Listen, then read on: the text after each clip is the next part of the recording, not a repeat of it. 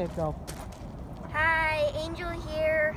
And Vampyresskiss, we're back in Tombstone, and we're actually up at Boot Hill, where there's many famous people buried, and unfortunately many people that are not known. But I just kind of wanted to give an overview of the cemetery really quick. The cemetery was like filled up in like record time. It was like, it's on this, no, it wouldn't be in that, it was on this. I can't remember. They opened it in 1878, and it was full by 1884. So a lot of killing going on in Tombstone then, sadly to say. So anyway, I just wanted, like I said, to give a quick overview, and as I get to each memorable grave that I wanted to put on tape, we will be back. So, back soon. Hi, back again. I wanted to just make note, or make a little mention of this. You know, there's a lot of people that are unfortunately buried up here that are unknown. Well, back in, the late 1800s, when people were shot or killed or just died of natural causes, what the undertaker would do is put them on a cooling slab out in front of the mortuary, or under, whatever they called it back then, and they'd leave them out there for a couple of days, and if people knew them, they would identify them, and if they didn't, they were buried unknown.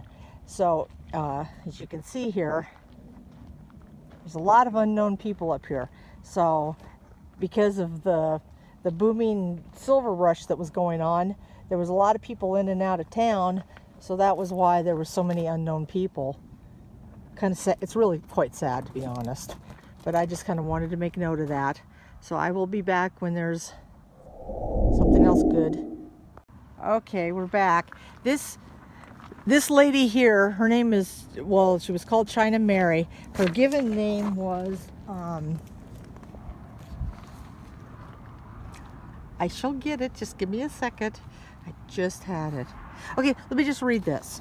Okay, during the 1800s, Tombstone had a population of about 500 Chinese. The best known was a lady named Sing Choi, better known as China Mary. The Chinese, that's a picture of her, very nice looking lady, wasn't she? Very nice looking. Made me lose my place.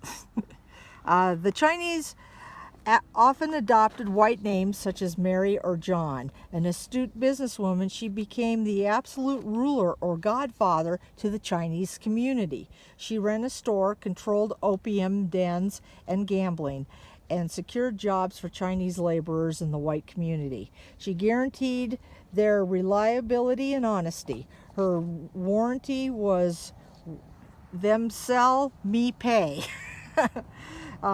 She collected their wages and always took a commission. She controlled all the Chinese prostitution and opium trade in town.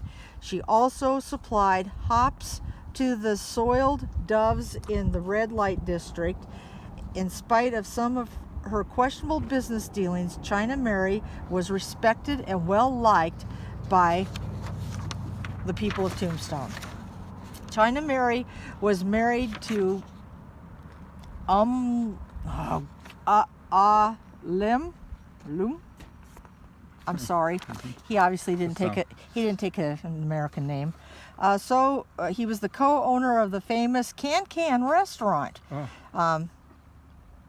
She usually wore brocaded silks and large amounts of Asian jade jewelry. She was also influential among whites and people of other nationalities.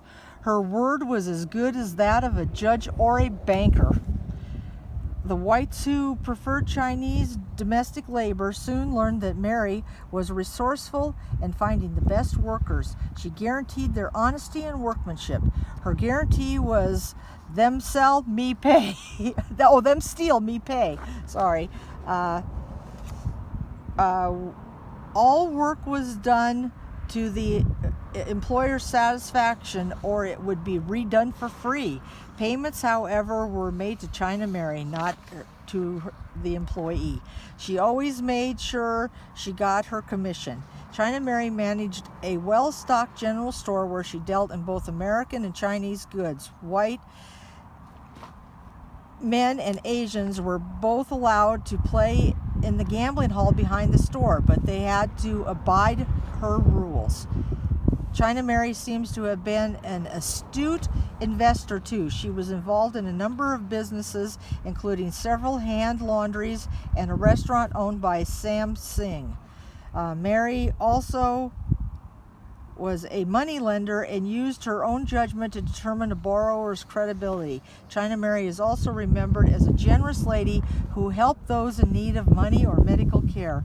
No sick, injured, or hungry people was ever turned away from her door. She once took a cowboy with a broken leg to Grand Central boarding house and paid the medical bills until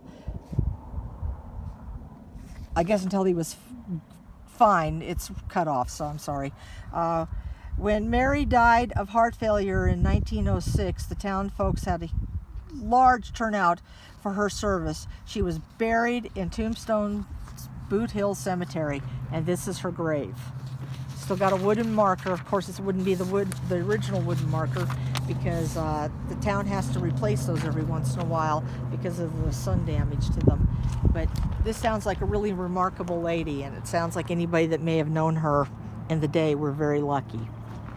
So rest in peace, China Mary, and thank you for all you did.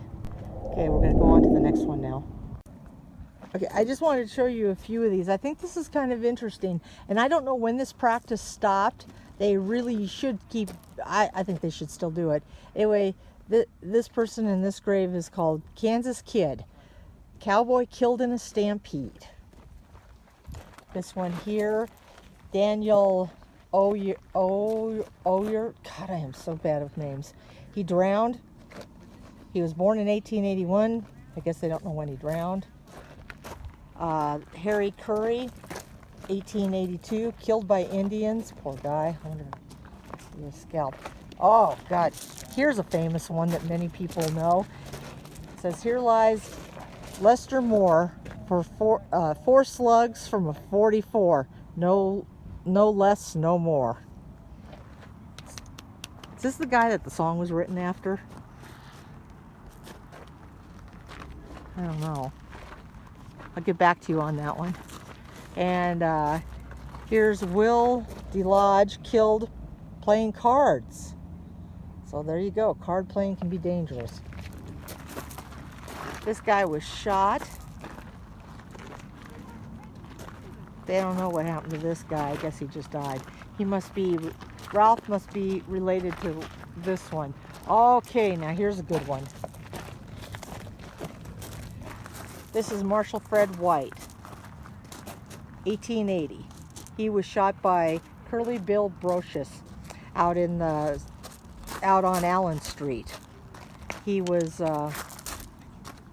trying to unarm Curly Bill, and I'm not sure if this is true, if he was high on opium, but a fight ensued and he shot him, and he died right there on the street of Tombstone. And Curly Bill got away with it too, because nobody witnessed it. So sadly, rest in peace, Marshall. Rest in peace. This one was shot by Cherokee Hall, whoever that person might be. Okay, now I read something about that Kayleen up there. I think he was part of that massacre in Bisbee. But I don't know anything about that massacre. I couldn't find any information about it, what exactly it was. Okay, I'm going to stop this again. And as soon as we find some more, I'll let you know. Some more good ones, I should say. Oh, they're all good ones, but more that are really interesting, I'll let you know. I just wanted to pop back to this grave.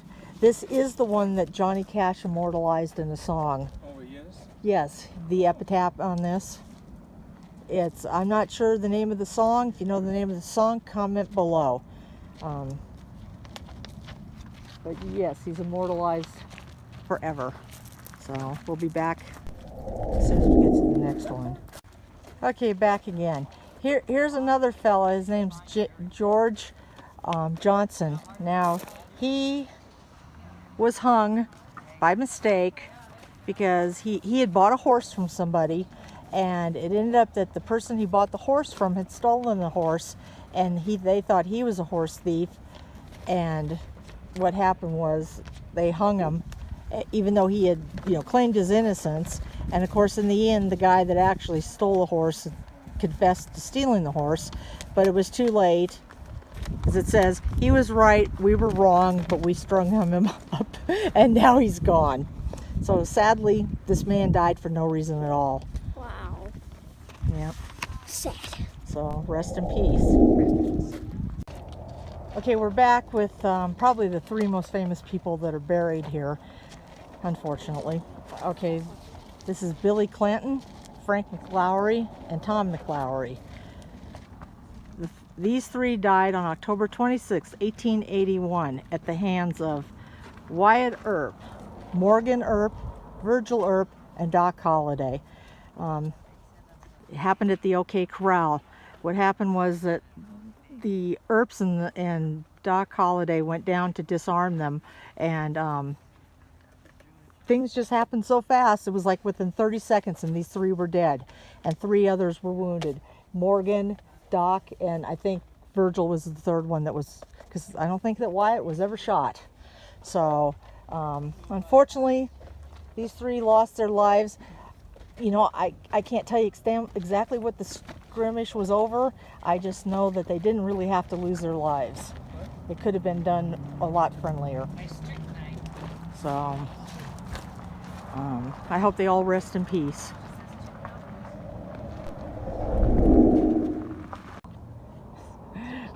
This is okay, so I'm going to wrap this video up.